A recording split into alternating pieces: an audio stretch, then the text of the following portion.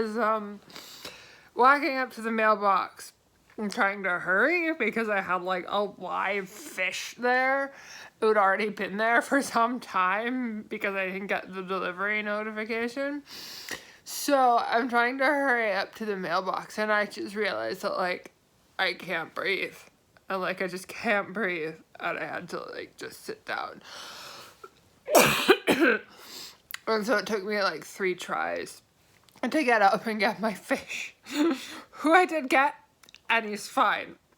And so then when I got back, I put the fish in the water, and then I called the doctor and was like, I need to come in. I can't breathe, and my chest hurts, and I can't breathe without my chest hurting. And so I went to the doctor, and they asked me some questions, you know, like, have you traveled? No. It's like, do you have a cough or or a shortness of breath? And I was like, yeah, a little, but mainly it really just hurts. Like I can't talk without coughing. I can't go into the next room without feeling like it's exercise. And so like while I'm still breathing, I just feel awful. And so I went to the doctor's like, well, your lungs sound okay, but I'm gonna order a chest x-ray. Sorry if I try to talk. I cough. I want to order a chest x-ray. And so I went to the outpatient x-ray, and they're like, we can't see you. We can't see anyone with your symptoms. Because I've had a low fever, a cough, kind of shortness of breath, and yeah, it's just, so I was like, okay, well then where do I go? And so the woman comes out and she's like, you're gonna have to go to this other place by the hospital. And I get there, and there's like all of these yellow tents and shit, and it says COVID-19 drive-up testing. And I was like, oh. And so I go in, and I'm stopped right at the door, and she says, do you have a cough? Have you been running a fever? And I was like, I've been running a low fever, and yeah, I've got a cough. I've got an order here for an x-ray because I have a cough. And so she's like, all right. And so they gave me a mask. So she was wearing a N95 mask and full kit. And so they give me a mask, and they tell me to sit down in like this bench in like this naughty corner of the hospital where bad children go. And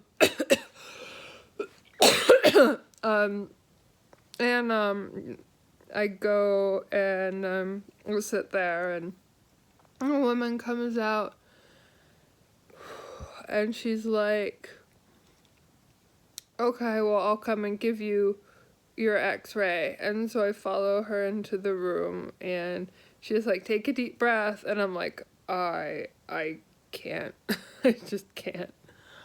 And like I was really lightheaded, and it felt like everything was spinning, and she's like, oh, like, sit down, I'm gonna get the doctor.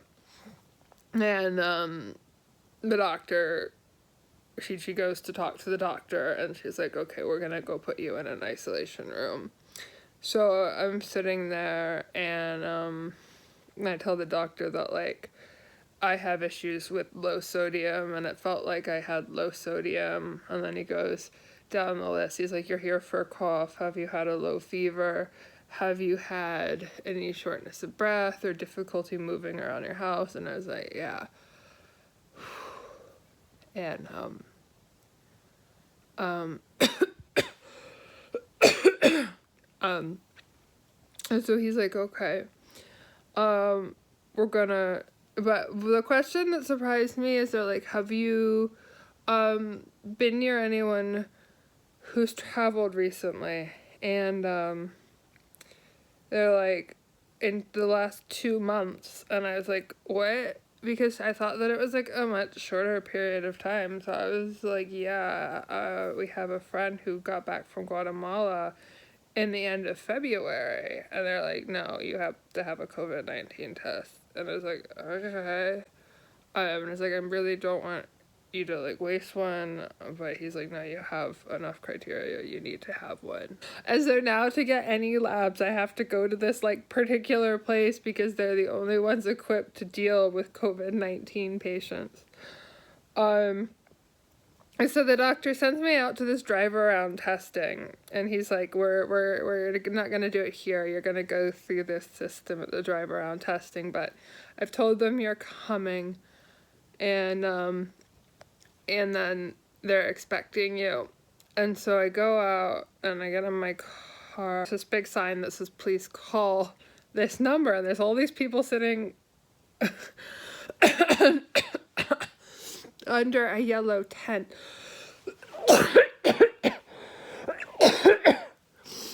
And so you have to call these people that are like 6 feet away from you on the phone, and like I have my window down because it's kind of a nice day, and they're like, roll up your windows.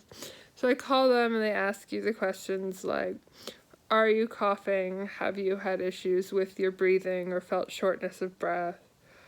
And then, are you a healthcare worker? There are a few others, and then have you been near someone who has traveled recently? And it's just like, yeah, I guess it is. So I did this, so that's like kind of the criteria, and it's like really kind of like, I know why they do it, but they're like right there and you can see them and you have to call them on the phone. And then they sent me around the corner to another tent where they asked me some more questions like your name and your date of birth, and like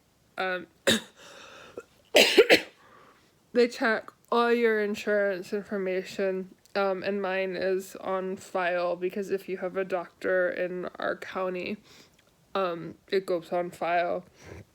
And so they had my insurance and stuff, and all my information, and then they send this guy around in like a full kit, like full suit, mask, face shield, and he's the one that actually puts the swab up your nose. And I don't know if you've seen that diagram of like how far back it goes, and I'm not gonna lie, it really was not comfortable, but it wasn't awful.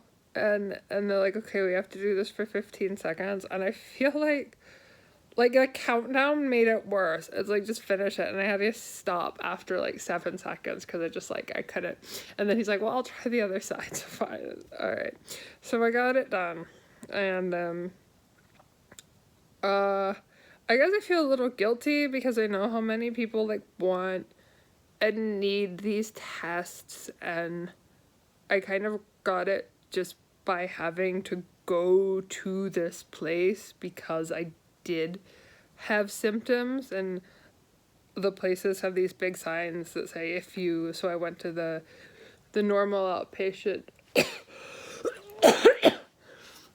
and they say like, if you have cough, fever, or anything, you can't come in. And the lab has a sign that says if you have cough, fever, you can't come in. So I kind of just had to go to this place anyway that is specifically set up to handle symptomatic people. And I think that was a big reason why I got the test, was just because I had to go to that location anyways. And I know how many people need these tests and that there's shortages of them. But in a way, I'm glad because, like, my dad is immunocompromised, and so now, like, we'll know if I have the antibodies for it, or if I can still have the ability to get him sick, like, so it was kind of a really, I mean, it was scary, it was, like, not scary. It was just weird. It was really felt very CDC level, and like I knew this was a big epidemic, but like seeing it and like seeing how they handled symptomatic patients was, I guess I thought they did a really good job. Um like but it was really intimidating. I'm not gonna lie, it was really intimidating. So they gave me an inhaler and I'm breathing a little better. Like I could do this video without like having to stop and so I guess we'll find out. So I'll see you in 7 to 10 days.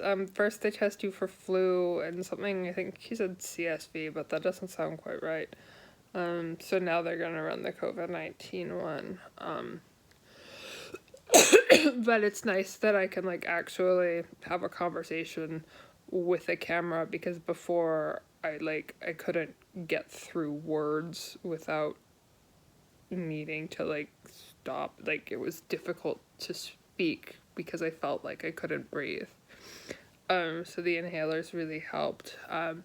So now I'm quarantined. Officially, my household is quarantined. So me and the cats and the fish, we're all quarantined. No, I'm just joking. It doesn't spread by cats and fish. Yeah, so that was my experience today. My sodium's low, so I'm drinking lots of Gatorade and taking lots of salt. But we're doing all right.